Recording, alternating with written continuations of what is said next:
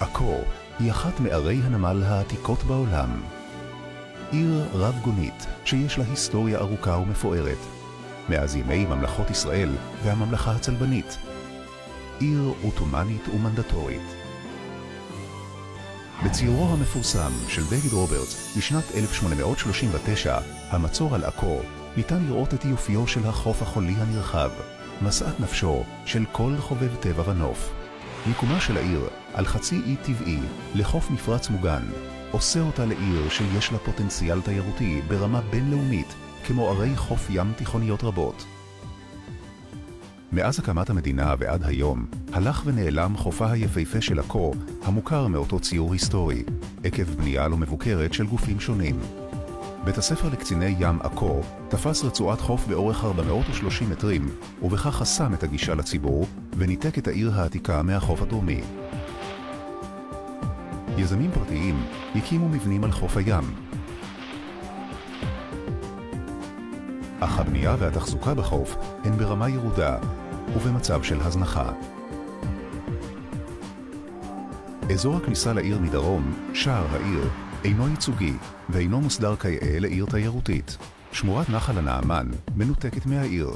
המצב הקיים ניתן לשינוי רק באמצעות פתרון תכנוני כולל, עם ראייה לטווח ארוך. הריסת הבנייה הקיימת מחייבת משאבים שאינם בהישג יד, כמו כן לא ניתן להרחיב את רצועת הבינוי הקיימת בשל מיקומם של בתי הקברות באזור. וכך עכו, השוכנת לחוף ים מהיפים בעולם, לא מצתה את נתוניה הטבעיים.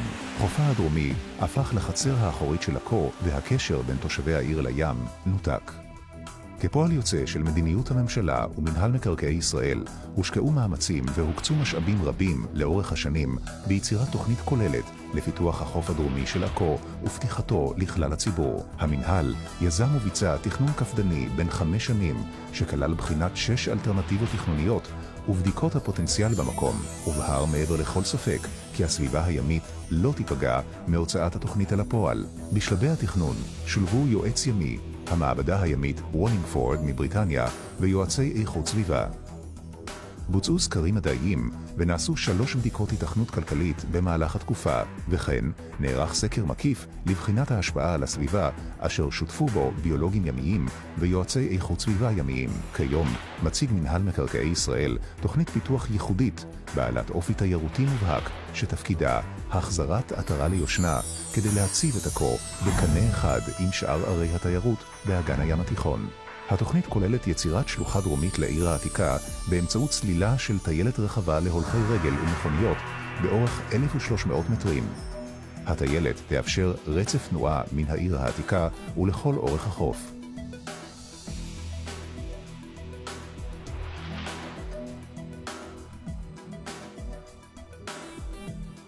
לאורך הטיילת יוקמו כ-1,200 יחידות מגורים ובתי מלון, בהם כ-1,000 חדרים בבנייה מדורגת ובגובה ממוצע של כ6 קומות. כל זאת תוך הקפדה על שמירת קו האופק של העיר העתיקה. גובה מבני המגורים בחזית הטיילת הוא 4 קומות על גבי קומה מסחרית.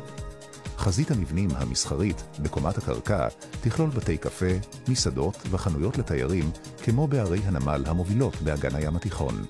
חוף רחצה חדש ורחב ייווצר על ידי הרחבת קו החוף החולי הקיים באמצעות ייבוש מינורי והקמת דורבנות לעצירת החול, כאשר מחוף הים יישמר מבט לעיר העתיקה ללא הפרעה, והחוף יהיה נגיש ופתוח לכלל הציבור ולתושבי עכו.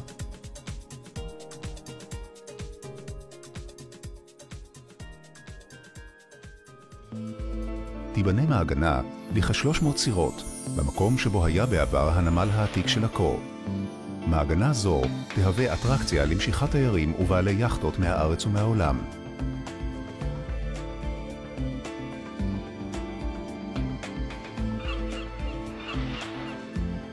יוסדר פתרון לבית הספר הימי באמצעות חללים בנויים מתחת לכיכר, הקצאת שטחי אחסנה תת-קרקעיים ומקטע חוף ומעגנה לרשות בית הספר.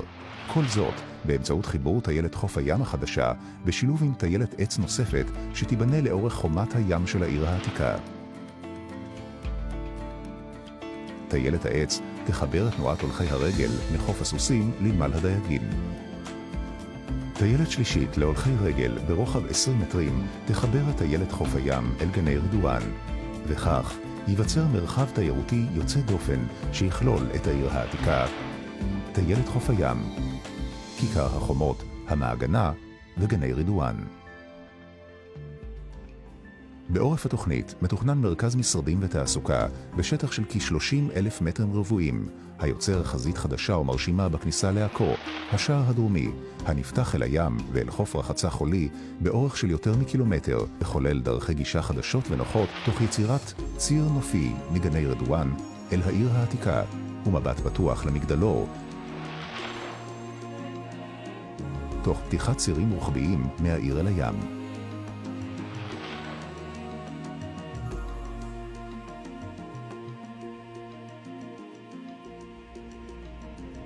הפיתוח המתוכנן יביא לפריחה כלכלית, יגדיל את תיירות הפנים ותיירות החוץ, וכן את ההגירה החיובית של אוכלוסייה חזקה יותר לעיר. תוכנית זו הוכנה תוך הקפדה על שמירת ערכי הטבע, הנוף והעתיקות. רשות העתיקות שותפה בשלבי התכנון מתחילתם. התוכנית מקפידה שלא לפגוע בשרידי הנמל העתיק, אף שהמעגנה החדשה ממוקמת באותו האזור.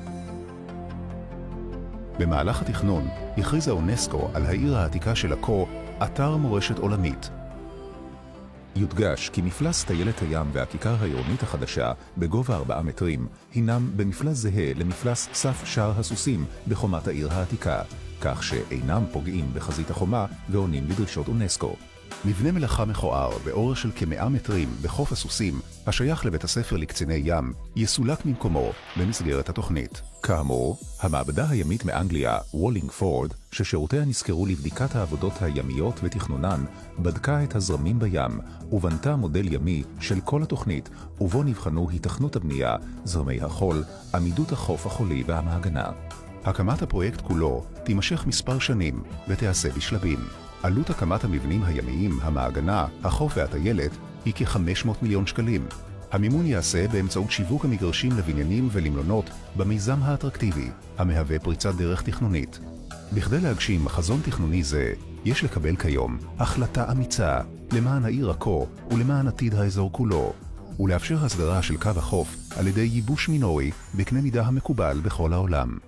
בחירה בתוכנית זו תביא לפריצת דרך לשגשוג ופריחה כלכלית לעכו ולתושביה, הגשמת ייעודה התיירותי של עכו והצבתה על המפה העולמית כיעד תיירותי מבוקש בעל ערך היסטורי מובהק שפניו אל המאה ה-21.